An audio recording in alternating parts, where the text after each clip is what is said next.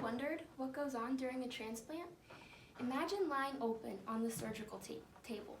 Surgeon standing over you, someone else's kidney in hand. This experience is similar to what a patient would experience during a live organ transplant. Today, I will be informing you over live organ transplants.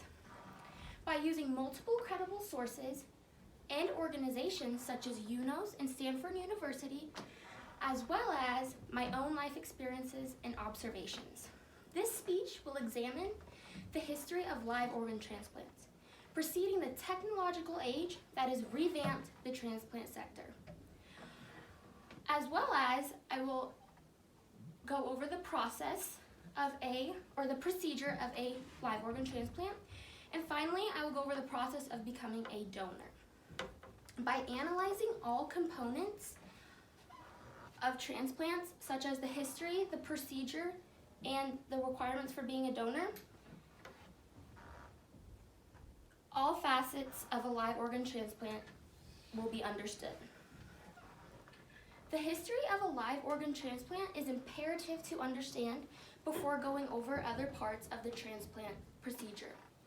The organization UNOS states that the first successful live organ transplant was a kidney. It was conducted in 1954. This transplant made sparks in the medical world. Prior to this, a lot of research was done in order for the transplant to occur, explains Stanford University. Over the next few decades, different organs were successfully transplanted, including a liver, heart, lungs, and even the pancreas. It wasn't as easy as it was portrayed to the public.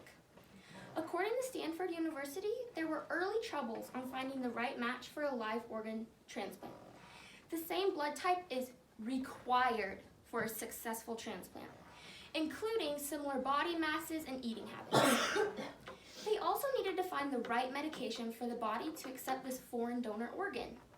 Today, it is known as the anti-rejection medication. So original. As the medical world advanced at an increasing rate, new techniques and procedures were introduced. Finally, with all the new advancements made, live organ transplants were eventually simplified. New technological devices were used for tests that made transplants faster, more accurate, and more efficient. For instance, nowadays, kidney transplant patients are put on dialysis, Stanford explained.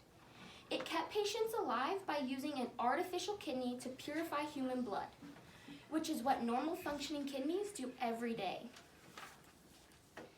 Because these new applications were made over time, new procedures were able to be implemented.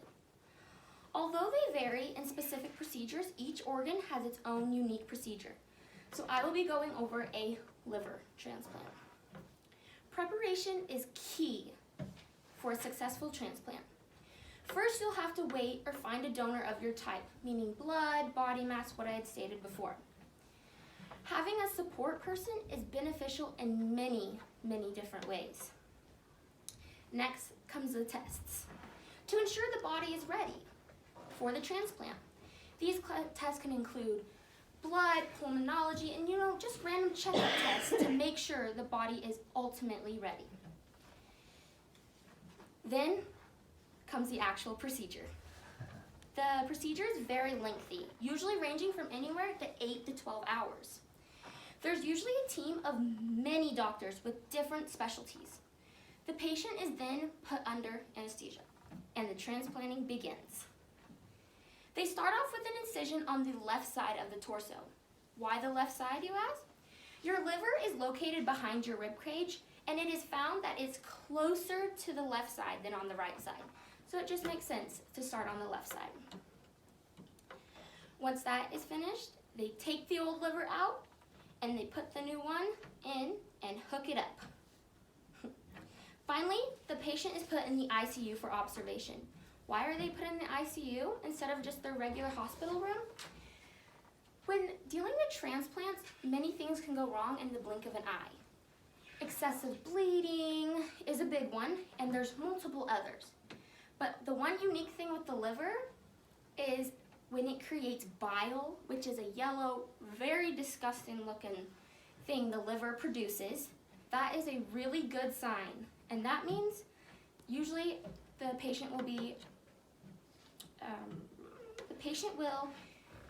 taken out of the ICU. To ensure the order of safety, many doctors have simple tests, such as walking down the hall or going up and down stairs. Once these tasks and tests are completed, if the patient is showing good signs of health, they will be released from the hospital. Doctors will instruct patients to be very careful and inform them that their body was not what it used to be before. While understanding the procedure is important, knowing donor requirements are beneficial for anyone. Many people have saved lives due to becoming a donor. Though many donors are out there during live organ transplant, most of them are related to the patient. Due to having the same genetic makeup, it increases the chance of a successful transplant. For donors who aren't related, they have to ensure they meet the requirements. Donors will have to prepare for an intrusive surgery. The one thing with the liver is you can take a small part of your liver and it can regenerate on its own. So back in 1954, they had no idea that organs could even do that. But the liver is, from right now, is the only organ that can do that. First, I went over the history and then the procedure, and finally, I went over donor requirements. Understanding live organ transplants can be imperative to saving someone's life in the future. Although in my experience, I was fortunate enough to pass by a live organ transplant, many people do not have that option. With knowing all the ins and outs of this process, if you ever find yourself in a similar situation, you can potentially save a life.